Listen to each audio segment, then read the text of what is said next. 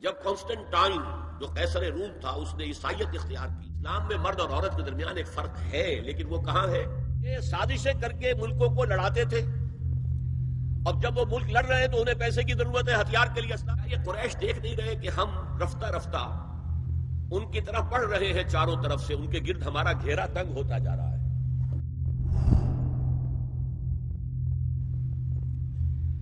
دیکھیے، تقریباً 3 صدیوں سے جو ایک تہذیب یورپ میں پروان چڑھی تھی، اور اس کے بعض حصے تو گلوبلائز ہو چکے ہیں پہلے ہی، لیکن ایک آخری حصہ وہ ہے کہ جس کو اب گلوبلائز کرنے کے لیے بہت ہی منظم اور کنسرٹڈ ایفرٹس ہو رہی ہیں. اصل میں فکر انسانی کو توہمات کے جنگل سے نکالنا اور استخراجی منطق، ڈیڈکٹیو لاجک کے تنگنائیوں میں سے باہر نکالنا، یہ کام اسلام اور قرآن کا ہے. لیکن اس کے نتیجے میں 2 اسباب سے یہ تہذیب ایک غلط رخ پر پڑ گئی. پہلا سبب یہ تھا کہ یورپ میں پوپ کا اقتدار تھا، گویا کہ تھیوکریسی بدترین شکل میں. اور اس پوپ کے اقتدار میں جہاں بعض چیزیں اچھی بھی تھیں، وہ بعد میں ذکر کروں گا، وہاں 2 بدترین باتیں یہ تھی کہ سائنس کا پڑھنا حرام، فلسفے کا پڑھنا حرام. کسی کے گھر سے سائنس اور فلسفے کی کتابیں نکل آئیں تو انہیں زندہ جلا دیا جاتا تھا. اور دوسری بات یہ ہوئی کہ یورپ کو جو یہ سبق پڑھایا مسلمانوں نے، یہ اصل میں اسپین کی یونیورسٹیوں کے ذریعے سے، گراناڈا کی یونیورسٹی، کرناٹا، تولیڈو کی یونیورسٹی، تولیدلہ جسے کہتے ہیں، کارڈووا، قرطبہ کی یونیورسٹی. جیسے ہمارے نوجوان اب جاتے ہیں امریکہ اور انگلستان تعلیم حاصل کرنے کے لیے، ایسے ہی جرمنی، فرانس اور اٹلی کے نوجوان آتے تھے اسپین میں، ہسپانیہ میں، ان یونیورسٹیوں سے تعلیم حاصل کرنے کے لیے. یہاں یہودیوں کا ایک بڑا مؤثر عنصر موجود تھا، اور اس کا بھی ایک خاص سبب تھا. یہودیوں کو شدید پرسیکیوشن کا سامنا تھا عیسائیوں کے ہاتھوں. بات سمجھ میں آتی ہے، عیسائی جسے خدا کا بیٹا کہتے ہیں اسے یہودی کہتے ہیں ولد الزنا، باسٹرڈ، جادوگر، مرتد، واجب القتل، اور سولی پر چڑھایا. تو ظاہر ہے کہ اس قدر فرق ہے، اتنا تضاد ہے، یہ بات سمجھ میں آتی ہے کہ سن 300 عیسوی میں جب کانسٹنٹائن جو قیصر روم تھا اس نے عیسائیت اختیار کی، اور اس کے ساتھ پوری رومن امپائر عیسائی ہو گئی، تو اب عیسائیوں نے یہودیوں کے اوپر مظالم ڈھانے شروع کیے کہ تم ہمارے، جسے ہم خدا کا بیٹا کہتے ہیں، تم ان کے بارے میں یہ بات کرتے ہو، تم نے انہیں سولی پر چڑھایا. بدترین پرسیکیوشن پورے یورپ میں. ان کے گھیٹوز علیحدہ ہوتے تھے، شہروں میں آباد ہونے کی اجازت نہیں تھی. شہر میں ضرورت کے لیے آنے کے لیے وقت مقرر تھا کہ آپ فلاں سے فلاں وقت تک آ سکتے ہیں، کوئی سودا خریدنا ہو آ جائیں، اللہ اللہ فیصلہ. اور یہ جو پرسیکیوشن یہ اسپین میں شدید ترین تھی، وہ بہت سخت عیسائی حکومت تھی ہسپانیہ میں. انہوں نے ایک بہت ہوشیار حکمت عملی اختیار کی کہ جب طارق ابن زیاد ہسپانیہ پر حملہ آور ہوئے تو انہوں نے ان کی مدد کی، انہیں راستے بتائے. ظاہر بات ہے کہ ان کے لیے یہ ساری انجانی دنیا تھی، انہیں راستے بتائے، ان کی مدد کی. نتیجہ یہ ہوا کہ ہسپانیہ میں جب مسلمانوں کی حکومت مستحکم ہوئی تو یہودیوں کو ایک بار پھر تاریخ میں وہ مقام حاصل ہو گیا جو انہیں کبھی حضرت یوسف علیہ السلام کے زمانے میں مصر میں حاصل ہوا تھا. مصر میں وہ پیرزادے بن گئے تھے، اس لیے کہ مصر کا بادشاہ حضرت یوسف کا عقیدت مند ہو گیا تھا. یہی حال یہاں ہوا. چنانچہ یہ بات لکھی ہے بن گوریون نے، جو پہلا وزیر اعظم تھا اسرائیل کا، that the golden era of our diaspora was Muslim Spain. یہ مسلم ہسپانیہ جو ہے یہ ہمارے دور انتشار کا عہد زرین ہے. یہ دور انتشار ان کا شروع ہوا تھا سن 70 عیسوی میں، جب ٹائٹس رومی نے یروشلم میں ایک دن میں 1,33,000 یہودیوں کو قتل کیا تھا. انہوں نے جو ہیکل سلیمانی دوسری مرتبہ بنایا تھا، جسے سیکنڈ ٹیمپل کہتے تھے، اسے منہدم کیا، ختم کیا، اور انہیں فلسطین سے باہر نکال دیا. اب جہاں سینگ سمائے چلے جاؤ، یہاں تمہارے رہنے کا کوئی امکان نہیں. تو یورپ میں چلے گئے، ایشیا میں آ گئے، افریقہ میں چلے گئے، جس کو وہ کہتے ہیں ڈایاسپورا، ہمارا دور انتشار. تو اس دور انتشار کا عہد ذری مسلم اسپین ہے. اب وہاں انہوں نے جو انہیں حیثیت، ایک وقت میں وہاں ہسپانیہ میں مسلمانوں کی حکومت میں بنو امیہ کی حکومت تھی، وزیر اعظم بھی یہودی تھا، اتنی انہیں حیثیت حاصل. انہوں نے جو 2 سبق اسلام پڑھا رہا تھا ان نوجوانوں کو کہ جو جرمنی سے، فرانس سے اور اٹلی سے آ رہے تھے، ایک حریت، آزادی، کوئی انسان دوسرے انسان کا محکوم نہ ہو، کوئی قوم دوسری قوم کی محکوم نہ ہو، انسان کو حق حاصل ہو حکمرانوں کو چیلنج کرنے کا، ان سے جواب طلبی کا. یہ سبق جو خلافت راشدہ نے دنیا کو پہلی دفعہ دیا تھا، انہوں نے اس میں مزید مرچ مسالہ لگایا کہ یہ حریت، آزادی، مادر پدر آزادی، خدا سے آزادی، شریعت سے آزادی، اخلاقی اصولوں سے آزادی. نمبر 2 جو اسلام نے سبق دیا تھا مساوات کا، کہ تمام انسان پیدائشی طور پر برابر ہیں، گورے ہوں، کالے ہوں، پیلے ہوں، لال ہوں، کسی رنگ کے ہوں، کسی نسل کے ہوں، کسی علاقے میں رہتے ہوں، کسی ناک نقشے کے ہوں، اور مرد ہوں یا عورت ہوں، پیدائشی طور پر سب برابر ہیں، ان میں کوئی فرق نہیں. یہ نوٹ کر لیجیے، اسلام میں مرد اور عورت کے درمیان ایک فرق ہے، لیکن وہ کہاں ہے؟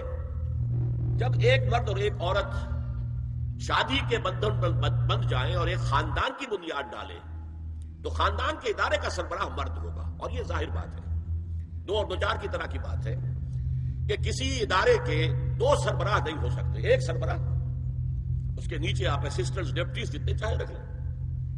کسی بھی فرم کا مینیجنگ ڈائریکٹر ایک ہوگا، ڈائریکٹر 10 رکھیں، 20 رکھیں، 50 رکھیں. 2 برابر کے اگر سربراہ ہوں گے تو فساد ہی فساد ہوگا. تو یہ انتظامی برتری ہے. جیسے دفتر میں ایک چپراسی ہے اور ایک دفتر کے اندر افسر بیٹھا ہے، ان میں فرق ہے، لیکن ویسے یہ دونوں برابر ہیں انسان ہونے کے ناطے. اور سیاسی اعتبار سے ایک ووٹ افسر کا ہے، ایک ہی اس کے چپراسی کا ہے، ایکول.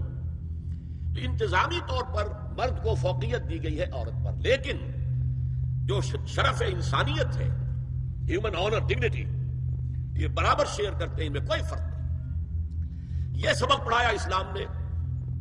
انہوں نے اس کو آگے بڑھایا، مرد اور عورت بالکل برابر ہیں، بالکل برابر ہیں، ایک جیسے کام کر سکتے ہیں، کندھے سے کندھا ملا کر کام کر سکتے ہیں، 2 مرد آپس میں شادی کر سکتے ہیں، 2 عورتیں آپس میں شادیاں کر سکتی ہیں. یہ سارا در حقیقت دنیا میں جو فساد پیدا کیا یہ یہودیوں نے. اور یہاں سے یوں سمجھیے کہ جیسے دریا چل رہے تھے علم کے، حکمت کے، ہسپانیہ کی یونیورسٹیوں سے، خاص طور پر یورپ کے ان 3 ممالک میں، سینٹرل یورپ جسے کہتے ہیں، فرانس، جرمنی اور اٹلی. تو اس میں سیاہی کھولتا رہا یہ یہودی طبقہ. کون سیاہی کھول رہا ہے؟ وقت کے بہتے دریا میں، دریا کا صاف اور پاک پانی آ رہا تھا، اس میں سیاہی گھولی یہودیوں نے. اس کے نتیجے میں جو لبرلزم پیدا ہوا، آزادی، وہی جو آج ہمارے یہاں آتا ہے لبرل اسلام، ماڈریٹ اسلام، لبرل اسلام. یہ لبرلزم یہودیوں کی پیداوار ہے، اور اس کے ذریعے سے انہوں نے عیسائیوں سے بھرپور انتقام لیا. اس نے 3 شکلیں اختیار کی. یہ علم جو تھا، جب پوپ کی طرف سے آزادی ہو گئی، اب سائنس پڑھنی شروع کر دی لوگوں نے، فلسفہ بھی پڑھ رہے ہیں، بڑے بڑے فلسفی پیدا ہو گئے، بڑے بڑے سائنسدان پیدا ہو گئے. سائنس کے نتیجے میں ٹیکنالوجی آ گئی. تو ظاہر بات ہے کہ اس سے یورپ کے اندر ایک پاور پوٹینشل ڈیولپ ہو گیا، طاقت، قوت. لیکن یہ علم جو تھا یہ یک چشمی تھا. جیسے ہم کہتے ہیں دجال کی ایک آنکھ. اللہ نے انسان کو 2 آنکھیں دی تھی علم کے ضمن میں. ایک، تم اپنے حواس سے، ظاہری سے اور عقل سے علم حاصل کرو. کسی شخص نے دیکھا ہوگا ہمارے آباء و اجداد میں سے کہ کوئی چٹان نیچے گری، نیچے بھی پتھر ہی تھا تو ایک شعلہ نکلا. انہوں نے دیکھا یہ کیا ہے. پھر اس نے 2 پتھر اپنے ہاتھ میں لے کے زور سے ٹکرائے، اس میں بھی شعلہ پیدا ہو گیا. تو آگ ایجاد ہو گئی. اس سے پہلے وہ صرف پھلوں پر گزارا کرتا تھا، پھولوں پر گزارا کرتا تھا، یا کوئی کچا گوشت کھاتا تھا، آگ تو تھی نہیں. تو یہ بہت بڑی شے تھی کہ جو پیدا ہو گئی. پھر آگ کے بعد کبھی کسی نے دیکھا کہ ہانڈی چڑھی ہوئی ہے چولہے پر اور وہ اس کا ڈھکنا ہل رہا ہے. کون ہلا رہا ہے؟ کوئی جن ہے، بھوت ہے، کون ہے؟ بعد میں معلوم ہوا یہ اس کے نیچے جو سٹیم پیدا ہو رہی ہے، بھاپ، اس بھاپ میں یہ طاقت ہے کہ وہ ہلا رہی ہے. لہذا سٹیم جو ہے سیکنڈ سورس آف انرجی ایجاد ہو گئی. اب وہ سٹیم انجنز بن گئے، ریلیں چلنے لگی، دوڑنے لگی. تو یہ علم ایک تھا کہ آنکھ سے دیکھو، کان سے سنو، دماغ سے اس کو پروسیس کرو. یہ کمپیوٹر یہاں ہم نے تمہیں دے رکھا ہے نا. اس کمپیوٹر کے اندر تم فیڈ کرو اپنا سینس ڈیٹا، آنکھوں کا، کانوں کا، اور چھونے کا، چکھنے کا، سونگنے کا، یہ ڈیٹا فیڈ کر دو پھر یہ پروسیس کرے گا. اس طرح علم قدم بقدم قدم بقدم آگے بڑھتا گیا. ایک علم یہ ہے. دوسرا علم اللہ نے کہا تھا کہ ہم تمہیں دیں گے علم ہدایت، اور وہ وحی کے ذریعے سے آئے گا. جب سورہ بقرہ کے 4 رکوع کے آخر میں ہے، حضرت آدم سے جب کہا گیا کہ آپ زمین کا چارج سنبھالو، تم وہاں کے خلیفہ بنائے گئے ہو، یہ جنت میں تو ایک آزمائشی طور پر تمہیں رکھا گیا تھا، اب جاؤ. تو ساتھ ہی کہہ دیا گیا فَإِمَّا يَأْتِيَنَّكُم مِّنِّي هُدًى فَمَن تَبِعَ هُدَايَ فَلَا خَوْفٌ عَلَيْهِمْ وَلَا هُمْ يَحْزَنُونَ. جب تمہارے پاس میری طرف سے کوئی ہدایت آئے، وحی کے ذریعے سے نبیوں کے پاس ہدایت آتی رہے گی، ٹوٹل ہدایت، کیا کرو کیا نہ کرو، کدھر جاؤ کدھر نہ جاؤ، تو جو اس ہدایت کی پیروی کرے گا اس کے لیے نہ خوف ہوگا نہ حزن، اور جو ہماری آیات کو جھٹلائے گا وہ پھر جہنمی ہوں گے، آگ والے ہوں گے. تو یہ 2 آنکھیں دی تھی اللہ نے. یورپ نے ایک آنکھ بند کر لی، آسمانی ہدایت سے وہ موڑ لیا. ایک آنکھ پوری کھول دی، دیکھو، سنو، نتیجہ نکالو، کمپیوٹر سے پروسیس کرو، آگے بڑھو، فورسز آف نیچر کو کانکر کرو، ہارنس کرو، ایکسپلائٹ کرو، انہیں استعمال کرو اور آگے بڑھ کے چلے جاؤ. تو اس کو میں کہہ رہا ہوں یک چشمی علم، ایک آنکھ والا کانا علم ہے یہ، اس لیے کہ دوسرا جو علم ہدایت تھا وہی کا، اس سے انہوں نے آنکھ بند کر لی. اس نے دنیا کے اندر طاقت پکڑ کر وہ جو کچھ یہودیوں نے یورپ میں داخل کیا تھا اسے گلوبلائز کر دیا. وہ کیا ہے؟ چیزیں 3 ہیں. نمبر 1، سیاست، ریاست، حکومت، معاشرے سے خدا کا کوئی تعلق نہیں. ہیومن ساورنٹی، پاپولر ساورنٹی کی بنیاد پر جمہوریت ہوگی، سیکولرزم ہوگا. مذہب رہے گا بند، مسجدوں میں، مندروں میں، سینیگاگز میں، چرچز میں، جہاں چاہو جاؤ. لیکن دی پولیٹیکو سوشو اکنامک سسٹم، یہ کسی مذہب سے کوئی سروکار نہیں. ہم خود ساورن ہیں، اور ہم ساورن ہیں تو ہم جو چاہیں گے قانون بنائیں گے. یہ شے جس کا نام ہے جمہوریت بھی آپ اسے کہہ لیں، سیکولرزم بھی آپ اسے کہہ لیں، یہ گلوبلائز ہو چکا ہے پوری دنیا کا. جسے اقبال نے کہا تو سمجھتا ہے کہ آزادی کی ہے نیلم پری، یہ نیلم پری سب کی محبوبہ ہے، جمہوریت جمہوریت جمہوریت جمہوریت. ہمارے ہاں بھی بعض جو دانشور ہیں، کالم نویس، ان کا جو کالم ہے آخر میں آ کے وہ جمہوریت کی تان پہ ٹوٹ رہا ہے. بس یہ ہے اصل شے. ایک تو یہ ہے خدا سے بغاوت، کہ خدا صاحب آپ نہ ہماری پارلیمنٹ میں تشریف لائیے، نہ ہماری کورٹ میں آئیے، نہ ہمارے بازار میں آئیے، نہ ہمارے بینک میں آئیے، اور گھریلو نظام میں بھی نہ آئیے. بس آپ رکھے رہے مسجد میں، ہم آ کر ڈنڈوت کر لیں گے، رکوع سجود کر لیں گے، یا فلاں بت رکھا رہے مسجد میں، یہاں آئیں گے اسے سجدہ کر لیں گے. یہ تھی سب سے بڑی بغاوت تاریخ انسانی کی خدا کے خلاف، جس کا نام سیکولرزم اور ہیومن ساورنٹی، پاپولر ساورنٹی کی بنیاد پر جمہوریت. دوسری بات کیا تھی؟ معیشت کا معاملہ، خاص طور پر یورپ کا جو میں نے کہا تھا، جہاں بری باتیں تھی اچھی بات بھی تھی. پوپ کے زیر اثر، پوپ کے زمانے میں سود حرام تھا ہر طرح کا، کمرشل انٹرسٹ بھی حرام، اور یوزری جو کہ ذاتی طور پر ذاتی اپنی ضرورت کے لیے لوگ لے لیتے تھے، جیسے ہمارے یہاں پٹھانوں نے اڈے بنا رکھے ہیں، بیچارے غریب جاتے ہیں اور پھنستے ہیں ان کے جنگل میں، پھر نکل نہیں سکتے. تو usury and commercial both for حرام، فاربیڈن. لیکن ایک کیلوین نامی ایک شخص نے اس کے لیے کتاب لکھی، اور یہودیوں کے زیر اثر انہوں نے انٹرسٹ کی اجازت حاصل کر لی. چنانچہ بغاوت ہو گئی. اب ایک بغاوت تو ہوئی چرچ سے، جبکہ چرچ آف انگلینڈ آزاد ہو گیا، اس نے کہا پوپ کو ہم نہیں مانتے، جائے اپنے گھر میں رہے.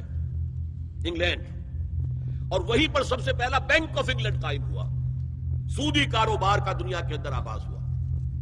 اور اسی کے ذریعے سے پھر یہودیوں نے بینکنگ نظام شروع کر کے پورے یورپ کو جکڑ لیا. یہ سازشیں کر کے ملکوں کو لڑاتے تھے. اب جب وہ ملک لڑ رہے ہیں تو انہیں پیسے کی ضرورت ہے، ہتھیار کے لیے، اسلحہ کے لیے، تو اپنے منہ مانگے شرح سود پر قرض دیتے تھے اور خون چوستے تھے. اور انہوں نے یہاں تک حیثیت اختیار کر لی کہ 100 سال پہلے، اب یہ 1904 ہے، 2004 ہے، 1905 میں گئے تھے علامہ اقبال انگلستان اور جرمنی، اور جا کر دیکھ آئے تھے کہ فرنگ کی رگے جہاں پنجے یہود میں ہے.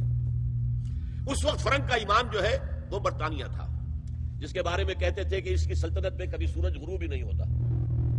آج اسی فرنگ کا امام جو ہے وہ امریکہ ہے، اور اسی طرح پنجہ یہود کے اندر جکڑا ہوا ہے، اس لیے کہ سارا مالیاتی نظام، سارا بینکنگ نظام، امریکہ کی حکومت اس وقت دنیا کی سب سے زیادہ مقروض حکومت ہے، ٹریلینز آف ڈالر، بلین نہیں ٹریلینز آف ڈالر، جس کا آپ تصور نہیں کر سکتے، ٹریلینز آف ڈالرز کی یہ مقروض ہے حکومت، کن کی؟ یہودی بینکاروں کی، اور ظاہر بات ہے کہ ان کے ہاتھ میں پھر ان کی نکیل ہے، جدھر چاہتے پھیر لیتے ہیں۔ یہ نظام جو ہے انٹرسٹ بیسڈ کیپٹلزم، جس میں جوا بھی جائز ہے، جس میں انسان کے جنسی جذبات کو بھڑکا کر کمائی کرنا وہ بھی جائز ہے، جس میں جو بھی شراب ہو، منشیات ہوں، ان کے ذریعے سے آمدنی حاصل کرنا بھی جائز ہے۔ آج یہ لحاف بھی پورے گلوب کو اپنی لپیٹ میں لے چکا ہے۔ چائنا کچھ بچا ہوا تھا، لیکن رفتہ رفتہ مارکیٹ اکانومی اور پرسنل پراپرٹی کا سلسلہ آ کر رفتہ رفتہ وہ بھی اسی میں غم ہو رہا ہے۔ تیسرا جو ان کا کارنامہ تھا، انسان سے شرم، حیا، عصمت و عفت، اس کے سارے تصورات کو ختم کر دیا جائے، انسان کو حیوان بنا دیا جائے۔ ایک کتے کو شہوت ہے، جو کتیا مل جائے، چاہے اس کی ماں ہو چاہے اس کی بیٹی ہو، اس سے اس کو استفادہ کر لے گا۔ یہ انسانوں نے کیا قدریں لگا رکھی ہے، ماں، بیٹی، بہن، بیوی، کیا فرق ہے ان میں؟ عورت ہے وہ بھی عورت ہے، یہ بھی عورت ہے، اور خاندانی نظام کی جڑیں کھود ڈالی جائیں، گویا کہ انسان حیوان بن جائے۔ اور یہ نوٹ کر لیجئے پلیز کہ یہود کی جو ایک دو کتاب ہے تورات، ایک ہے تالمود، تالمود ان کی فقہ کی کتاب ہے۔ تالمود کی تعلیم یہ ہے کہ یہ باقی جتنے انسان ہیں، اصل انسان تو صرف ہم یہودی ہیں، یہ باقی جتنے انسان ہیں گوئمز، اور ان کے لیے دوسرا لفظ ہے جینٹائلز، یہ اصل میں انسان نما حیوان ہے، انسان نما حیوان۔ اور جبکہ انسان کا حق ہے حیوان کو استعمال کرنا، ایکسپلائٹ کرنا، گھوڑے کو ٹانگے میں برگی میں باندھتے کہ نہیں، اور بیل کو آپ اپنے ہل میں جوتتے ہیں، اسی طرح ہمارا حق ہے تمام انسانوں کو ان کا خون چوسنا، انہیں ایکسپلائٹ کرنا، انہیں استعمال کرنا، اور اس کے لیے بہترین طریقہ یہ ہے کہ انہیں واقعتاً حیوان بنا دیا جائے، انسانی اقدار ان سے چھین لی جائے۔ حیوان بنیں گے تو پھر کام کریں گے ہماری مرضی کے مطابق، اور جو کام وہ کریں گے اس کا جو بھی پروڈکشن ہوگا ہم سود کے ذریعے سے اس کی ملائی اور مکھن کھینچتے چلے جائیں گے، اور باقی چھاچھ ان کو بھی دے دیں گے، آخر انہیں بھی رہنا ہے، زندہ رہیں گے تبھی تو کوئی کام اگلے دن کریں گے۔ گھوڑے کو بھی شام کو آپ کوئی چارہ ڈالتے ہیں، کوئی چنے ڈالتے ہیں، تبھی تو اگلے دن جو ہے ٹانگے میں جوتیں گے۔ یہ ان کا تیسرا فلسفہ تھا۔ یہ انتقام یہ لوگ یورپ سے اور امریکہ سے، عیسائیوں سے بھرپور طریقے پر لے چکے ہیں۔ شرم اور حیا نام کی کوئی شے نہیں ہے، عصمت و عفت کا کوئی حساب نہیں، کوئی ذکر ہی نہیں، اور گواہیاں کیا ہے؟ پریزیڈنٹ کلنٹن نے کہا تھا 2 سال پہلے یا 3 سال پہلے، وہ جو ان کی اینول سپیچ ہوتی ہے، State of the Union address, اس نے کہا تھا عنقریب ہماری قوم کی اکثریت حرامزادوں پر مشتمل ہوگی۔ یہ حرامزادے کا لفظ میں نے ترجمہ کیا ہے born without any wedlock. ایک تو ہوتا ہے ایک مرد اور عورت کی شادی ہوئی ہے، نکاح ہوا ہے، پھیرے پڑے، کچھ بھی ہوا ہے، لیکن اعلانیہ طور پر وہ اب شوہر اور بیوی کی حیثیت سے ہے، تو ان کی اولاد ہو رہی ہے، جائز اولاد ہے۔ ایک بغیر شادی کی اولاد ہو رہی ہے تو یہ حرامی ہے، حرامزادے ہے۔ انہوں نے کہا کہ ہماری قوم کی اکثریت حرامزادوں پر مشتمل ہوگی۔ ہومو سیکسولیٹی، لیسبینز، گیز، اور بالکل ڈکلیئر کرتے ہیں، پادری ڈکلیئر کرتا میں گے ہوں، سینیٹر ڈکلیئر کرتا میں گے ہوں، انہیں کوئی شرم ہی نہیں، اس کے اندر کوئی حجاب نہیں، اعتراف کرنے کے اندر کہیں بھی کسی طرح کی رکاوٹ نہیں، ہچکچاہٹ ہی نہیں۔ یہ جس کو کہا جائے گا پرمیسو ہیڈونزم، جنسی لذت ہر طریقے سے حاصل کی جا سکتی ہے۔ زنا بالرضا ہو تو کوئی جرم ہے ہی نہیں، ہاں زنا بالجبر ہو تو جرم ہے، بالرضا ہو کوئی جرم نہیں، جرم ہے ہی نہیں سرے سے۔ ساری اخلاقی اقدار کو اس طریقے سے انہوں نے ملیا میٹ کر دیا ہے۔ البتہ ابھی یہ تیسرا معاملہ کچھ عالم اسلام کی حد تک ابھی پورا ان کا پروگرام مکمل نہیں ہو سکا۔ ہمارے ہاں ابھی کچھ خاندانی نظام کی بنیادیں باقی ہیں، کچھ والدین کا ادب ہے، ان کی عزت ہے، ان کی خدمت کو انسان اپنے لیے سعادت سمجھتا ہے، بیوی اور شوہر کے درمیان محبت، الفت، باہمی اعتماد کی کچھ فضا ہے، خاندانی نظام ہے۔ اگرچہ تیزی سے بگڑ رہا ہے نظام ہمارا، اور ہمارا ایلیٹ طبقہ اوپر کا جو ہے وہ مغرب کے طرز پر جا چکا ہے، لیکن ہماری مڈل کلاسز میں، لوور کلاسز کے اندر ابھی کچھ اقدار ہیں شرم کی، حیا کی، عصمت کی، عفت کی۔ آپ پورا زوردار طریقے پر مہم چلا رہے ہیں کہ مسلمان ممالک سے بھی یہ ساری اقدار ختم کر دی جائے. چنانچہ نوٹ کیجئے قرآن مجید میں 2 جگہ پر اللہ تعالیٰ نے اہل مکہ کو وارن کیا تھا. اولم یروا انا ناتی الارض ننقصها من اطرافها. کیا یہ قریش دیکھ نہیں رہے کہ ہم رفتہ رفتہ ان کی طرف بڑھ رہے ہیں، چاروں طرف سے ان کے گرد ہمارا گھیرا تنگ ہوتا جا رہا ہے، ان کے گرد جو قبائل آباد ہیں وہ ہمارے حلیف بنتے جا رہے ہیں. یہ سورہ رات کی آیت ہے اور اسی طرح سورہ انبیاء میں ہے افلا یرون انا ناتی الارض ننقصها من اطرافها. تو اسلام گھیرا تنگ کر رہا تھا رفتہ رفتہ کفار مکہ کے گرد.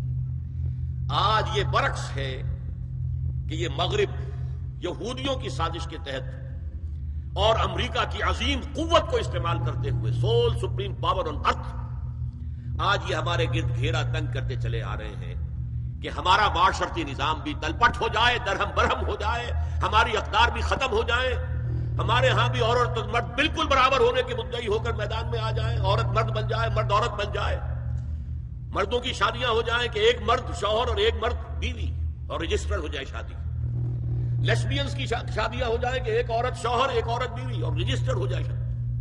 یہ سارا کام ناتی الارض ننقصها من اطرافها. اس کی مثال کیا ہے کہ پہلے اس پروگرام کے تحت 1994 میں کانفرنس ہوئی قاہرہ میں. عرب ورلڈ کا وہ مرکز ہے، اس لیے کہ عربوں میں تعلیم کے اعتبار سے، ٹیکنالوجی کے اعتبار سے سب سے آگے مصری ہے. تو یہ چونکہ ان کا ثقافتی اعتبار سے امام ہے، وہاں جا کر انہوں نے ڈیرا لگایا اور ان افکار کی اور ان نظریات کا پرچار کا معاملہ کیا. دوسری 1 سال کے بعد کانفرنس کر دی بیجنگ میں تاکہ ادھر سے اور ایک اور طرف سے گھیرا ڈالا جائے اور عالم اسلام کا جو یہ حصہ ہے ایشیا کا اس کے اوپر اثر انداز ہوا جائے. اور اس کے بعد بیجنگ +5 کانفرنس ہوئی ہے اور یہ ہوئی ہے united nations assembly, united nations organization کی جنرل اسمبلی کے تحت، اور یہ ہوئی ہے جون سن 2000 میں. اب اس میں جو بھی ایک پرچہ تیار کیا گیا تھا ایجنڈے کے طور پر، اس میں جو سفارشات تھی وہ میں آپ کو بتا رہا ہوں. امپیکٹ ایک رسالہ نکلتا ہے لندن سے، اس سے میں نے یہ چیزیں لی تھی اور انگریزی ہی میں ہم نے ایک دفعہ بڑی تعداد میں اس کو شائع کر کے تقسیم بھی کیا تھا.